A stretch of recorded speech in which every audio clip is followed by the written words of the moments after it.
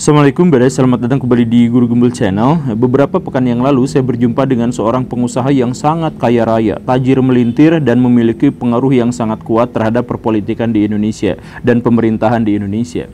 Tapi kita tidak berbicara tentang itu, kita berbicara tentang anaknya kuliah di Jerman. Dan anaknya yang sebenarnya di Indonesia sangat religius itu ketika dia kuliah di Jerman malah mendapatkan hantaman yang luar biasa dalam gagasan dan pemikirannya dari kalangan ateisme. Ya tentu saja di Eropa kita sudah mengetahui bahwa ateisme itu benar-benar kuat, benar-benar menjamur sedemikian sehingga orang-orang yang di sana taat beragama itu minoritas sangat sedikit dan itu pun hanya terfokus pada kelompok-kelompok kecil tertentu saja. Nah, itu Eropa itu sudah menjadi biangnya ateisme dan seandainya mereka banyak yang mempertanyakan tentang agama, mereka bukan bertanya untuk mencari pencerahan, untuk mendapatkan pelajaran dari agama dan sebagainya, tapi mereka mempertanyakan lembaga keagamaan atau institusi keagamaan itu memiliki kapasitas apa agar mereka berhak untuk mengontrol kehidupan manusia. Itu kan pertanyaan utama mereka tuh seperti itu. Nah, pertanyaannya adalah kenapa orang-orang Eropa menjadi sangat ateis, menjadi anti agama seperti itu. Di episode ini kita sudah menjelaskan tentang sejarah filsafat Eropa sehingga mereka bisa menjadi seperti ini, menjadi setraumatik seperti ini. Tetapi di episode ini kita akan menjelaskan ada banyak sekali oknum-oknum agama di masa lampau di Eropa yang telah menyebabkan orang-orang Eropa takut dan malu terhadap agama. Orang-orang itu yang pada akhirnya telah menyuburkan ateisme gara-gara kejahatan-kejahatan mereka itu selalu ditamengi oleh dalil-dalil agama. Ada banyak sekali, tapi kita hanya ambil salah satu contohnya, yaitu Benediktus ke-9, Paus Benediktus ke-9. Kita akan jelaskan di episode ini. Yuk kita mulai.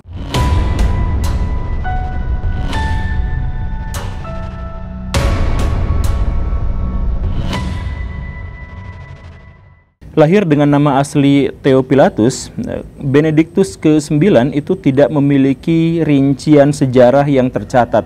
Bahkan kapan dia lahir itu juga menjadi perdebatan kalangan sejarawan. Biasanya kalangan sejarawan menyebut bahwa kelahirannya itu terjadi pada tahun 1012, tetapi itu benar-benar tidak memberikan keyakinan. Dan tidak juga jadi masalah kalau misalkan kita tidak tahu kapan dia lahir, karena yang jadi masalah justru adalah soal keluarga besarnya itu. Jadi ceritanya Benediktus IX itu adalah anak dari seorang penguasa Roma, seorang wali kota Roma. Yang wali kota itu begitu korup dan begitu jahat sampai ketika dia sudah pensiun, dia mengatakan kepada warganya bahwa, wahai warga, saya sudah pensiun, saya sudah tua, tetapi saya pengen tetap berkuasa. Karena itu, maka saya kasih pilihan yang sangat mudah untuk kalian semua. Apa itu? Angkat anak saya sebagai paus yang baru. Anak saya sebagai paus yang baru. Jika kalian melakukannya, saya akan bayar kalian, dan jika kalian tidak mau melakukannya, saya akan bunuh kalian. Itu mudah kan? Itu pilihan yang mudah. Tidak akan ada orang yang berpikir dua kali untuk mengambil keputusan. Kalau melakukannya, dia akan dibayar. Kalau tidak melakukannya, dia akan dibunuh. Dan memang akhirnya Benediktus ke-9 yang pada waktu itu masih sangat muda, masih 12 tahun, itu langsung diangkat sebagai paus dan dinyatakan sebagai paus termuda sepanjang sejarah. Umur 12 tahun sudah diangkat, yaitu gara-gara bapaknya itu. Dan ketika dia diangkat, dia bukan hanya memecahkan rekor sebagai paus termuda dalam sejarah, tetapi dia memecahkan rekor sebagai paus yang memiliki keluarga paling banyak paus juga. Jadi ternyata Benediktus IX itu ketika beliau diangkat sebagai paus, dia melanjutkan pamannya yang adalah seorang paus, dan pamannya yang satu lagi yang juga adalah seorang paus. Jadi ayahnya itu punya dua saudara yang dua-duanya diangkat sebagai paus, dirinya sendiri aja yang nggak jadi paus, dan karena itu, karena malu mungkin, jadi anaknya yang jadi paus juga gitu. Paus Roma gitu ya. Dan ini belum selesai karena ternyata kakeknya juga adalah paus. Dan lebih luar biasanya adalah ternyata buyutnya juga paus gitu. Jadi 4 generasi itu dari satu keluarga itu saja paus Roma itu dikuasai sama satu keluarga. Kan benar-benar membagongkan. Dalam konteks ini saja kita sudah benar-benar bisa membayangkan betapa bobroknya sistem gereja pada waktu itu. Ada suap-suapan, ada ancaman pembunuhan, ada apa? Bahkan bocil yang baru lulus SD umur 12 tahun itu sudah diangkat sebagai paus dengan ancaman pembunuhan dan sebagainya. Ini dari sini saja kita sudah benar-benar mengetahui latarnya bagaimana. Tetapi yang lebih ngerinya lagi adalah setelah diangkat itulah karena sejak kecil dia itu dimanja banget sama orang tuanya, apapun keinginannya diwujudkannya, maka ketika dia menjadi paus pun dia melakukan hal yang sama. Dia minta begini dan begitu, dia hamburkan harta kekayaannya di depan warga masyarakat pada waktu itu. Jadi dia flexing luar biasa, bermewah-mewahan luar biasa. Dia kemana-mana pakai baju jubah yang terbuat dari sutra, terbuat dari banyak sekali emasnya dan sebagainya. Jadi kemana-mana dia mulai melakukan hal-hal yang seperti itu. Kemudian ketika dia mulai bosan, kan gini Baraya, kehidupan itu bisa bahagia kalau kita tidak terlalu banyak pilihan. Kalau kita sudah mendapatkan semua pilihan dan keinginan kita terwujud, maka itu kayak itu biasanya menjadi bosan gitu. Kalau kita main game dan terlalu banyak dan terlalu mudah untuk bisa menyelesaikannya, kita tuh kan gampang bosan. Nah, si anak ini baru 12 tahun, seluruh keinginannya sudah terwujud. Maka dia mulai bosan dan akhirnya apa? Ketika dia menduduki tahta kepausan, tahta suci kepausan, yang dia lakukan itu adalah mulai melakukan pelecehan seksual terhadap perempuan. Ketika dia sadar bahwa dirinya ternyata kebal hukum, dia sadar bahwa dirinya memiliki tentara dan sebagainya, akhirnya dia mulai melakukan pesta seks. Jadi pesta seks di dalam gereja, luar biasa. Dan bukan hanya itu, ditambah lagi ada sesuatu yang lebih buruk lagi seiring usianya bertambah dan seiring dia bosan dengan aktivitas seksual yang sudah biasa-biasa aja, dia mulai melakukan aktivitas homoseksual. Inilah paus pertama, lagi-lagi memecahkan rekor, paus pertama yang diisukan telah melakukan aksi homoseksual. Jadi pesta seks bersama para cowok yang ganteng, yang six pack, yang yang seperti itu, dia melakukan itu di gerejanya sendiri. Dan ketika pun itu pada akhirnya tidak cukup untuk melampiaskan hasratnya karena sudah bosan, sudah akhirnya dia melakukan hal-hal yang di luar batas. Itu juga sebenarnya sudah di luar batas sih, tapi dia melakukan hal yang lebih ekstrim lagi, termasuk dia dituduh telah melakukan pencabulan dan pemerkosaan terhadap binatang. Ini membuat orang-orang Roma benci, kesal sama orang ini. Karena orang ini menjadi paus itu karena dia memiliki amanah tertentu, tapi dia tidak melakukannya sama sekali. Dia justru malah menggunakannya, menggunakan wewenang dan kekuasaannya itu untuk memperkaya diri, membuat dirinya menjadi menikmati kehidupan dan lain sebagainya. Ini dan ketika mulai berdatangan kritik, mulai berdatangan perlawanan dan sebagainya, dia melakukan tindakan yang sangat-sangat keji. Kalau misalkan Baraya bisa membayangkan bagaimana ceritanya paus berkuasa, dia berkuasa dengan cara yang sangat-sangat kejam. Setiap orang yang mengkritiknya itu dibunuh. Kalau misalkan mengkritiknya dengan kasar, itu membunuhnya bukan hanya dibunuh, tapi dilakukan kekerasan dulu. Sampai akhirnya orang yang dimaksud itu meninggal. Jadi disiksa dulu sampai mati gitu. Pokoknya mah dia benar-benar kejam. Sampai kejamnya, paus-paus berikutnya itu menjelaskan bahwa saya tidak mungkin memberikan penjelasan tentang betapa kejamnya orang ini, karena memikirkannya pun membuat saya bergidik gitu. Jadi orang yang bertentangan dengannya akan mati dengan cara mengenaskan, keluarganya juga hilang dan lain sebagainya begitu. Dan dia memberikan suap, dia memberikan jual beli dan sebagainya. Sampai tahun 1036 ada upaya untuk menggulingkannya, saking bencinya masyarakat pada paus ini. Tetapi gagal, dia hanya sehari dua hari berhasil digulingkan, tapi kemudian dia berhasil kembali meraih tahtanya. Kenapa seperti itu? Ya karena dia menyuap orang, menyuap banyak orang sampai dia akhirnya bisa berkuasa. Tapi memang pada akhirnya dia juga, setelah pemberontakan itu, dia mulai berpikir-pikir, jangan-jangan memang kekuasaan saya ini sedang rapuh, jangan-jangan kekuasaan saya ini tidak bisa bertahan lama.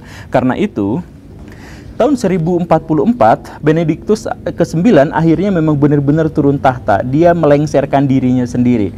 Apa alasannya? Dia pinter, jenius dalam konteks ini gitu ya. Jadi dia melihat bahwa oposisinya itu menjadi terlalu besar, menjadi semakin kuat karena musuhnya ada di mana-mana dan karena memang dirinya sendiri menyebalkan gitu. Musuhnya ada di mana-mana dan setelah dikalkulasi jumlah jambleh ke sana ke sini, akhirnya diketahuilah bahwa dirinya tidak akan mungkin bisa menahan oposisi terlalu lama. Begitu kan? Nah, karena itu ya sudah dia lengser untuk melindungi dirinya sendiri. Tapi walaupun dia lengser untuk melindungi dirinya sendiri, toh dia mendapatkan 7 kintal emas dari ayah angkatnya sendiri. Gimana ceritanya? Dia jual. Jadi tahta kepausan itu dijual kepada ayahnya sendiri. Jadi, "Pak, mau jadi paus enggak?"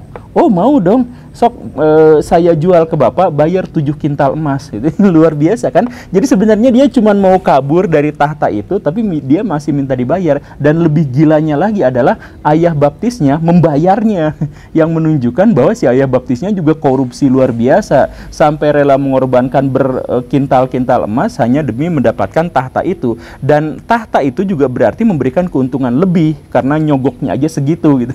Akhirnya apa? Akhirnya tahtanya berpindah kepada ayah baptisnya. Dia kemudian kabur dengan uang yang sangat besar itu. Dan ditambah ada motif tersembunyi pula. Jadi Benediktus IX itu sebenarnya sangat mencintai sepupunya, sangat rangsang dengan sepupunya. Dia pengen menikah dengan sepupunya itu. Tapi kan sebagai paus dia nggak boleh nikah, hanya boleh berzina pada waktu itu ya. Jadi ya apa boleh buat, dia tidak dia melengsarkan tahtanya sendiri, kemudian dia dapat uang yang sangat banyak, kemudian dia menikahi sepupunya itu. Jadi demi cinta, demi uang, dia lepaskan tahta itu. Tapi setelah dipikir-pikir agak lama, dia melihat bahwa oposisinya ternyata tidak terlalu besar, kemudian apa dan sebagainya, dia balik. Kemudian dengan uang yang banyak itu, sebagian dialokasikan untuk melakukan serangan pada ayah baptisnya sendiri. Jadi dia disogok 7 kintal emas, sebagian uangnya itu kemudian digunakan untuk memberontak dan menjadikan dirinya pausnya lagi gitu. Dan ayah baptisnya udah aja diilangin gitu. Jadi pinter ya. Ya ini benar-benar pinter dan benar-benar jahat. Dan setelah itu apa? Kan dia sudah melihat peta oposisi pada waktu itu, karena sempat lengser itu dia sudah melihat peta oposisi. Ya udah, orang-orang yang dimaksud itu dihajar semuanya, dibantai semuanya, dibunuh semuanya. Dan akhirnya dia bisa menikmati gelar kepausan dengan lebih baik lagi. Tapi ya tentu saja tahun 44 itu dia mulai mikir lagi dan mulai traumatik dan mulai ya paranoid terhadap banyak sekali orang-orang yang membencinya. Akhirnya dia mulai dilengsarkan lagi, dia naik lagi dan sebagainya. Sampai akhirnya benar-benar dia tidak lagi bisa berkuasa itu tahun 1048. Dan setelah itu apa? Dia kabur entah kemana, dan catatannya tidak bisa menjelaskan secara detail bagaimana kehidupannya. Konon katanya dia bisa bertahan sampai tahun 1055 atau 56, tetapi tidak banyak sejarawan yang bisa mengetahui itu secara lebih detail. Karena apa? Nah, ini penting. Ini juga sebenarnya adalah bagian dari kritik kita yang harus kita masukkan ke kisah ini. Bahwa kisah tentang Benediktus ke-9 itu adalah kisah yang sepihak.